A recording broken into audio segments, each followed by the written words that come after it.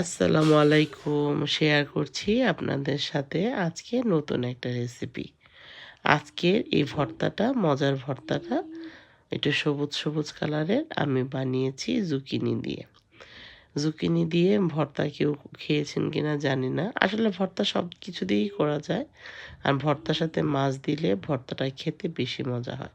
বা সাধারণত আমরা সিলেটিরা ভর্তাতে মাছটা একটু কমই ইউজ করে থাকি। আমি ভর্তাতে লাই পাতা যেটা সরিষার শাক হয় আর বিনস ভর্তাতে আসলে বেশি মজা হয়ে থাকে মাছ দিয়ে।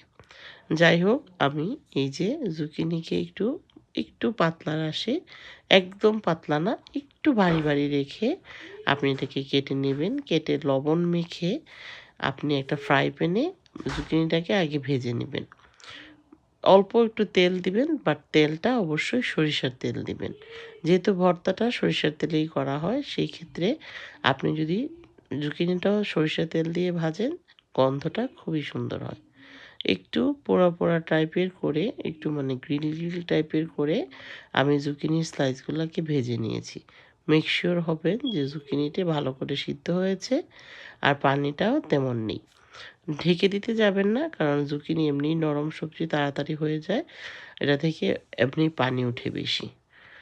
তারপরে ভর্তা করে নিয়েছি। আমার খেতে ধনিয়া পাতা আর কাঁচামরিচ দিয়ে করাতে সবকিছু মিলে একদম সবুজ, সবুজ একটা ভাব ছিল। ট্রাই করে দেখতে পারেন, কারো যদি ভালো লাগে গরম ভাতের সাথে দুপুরবেলা ঐরকম মজা ছিল। Thanks for watching my video.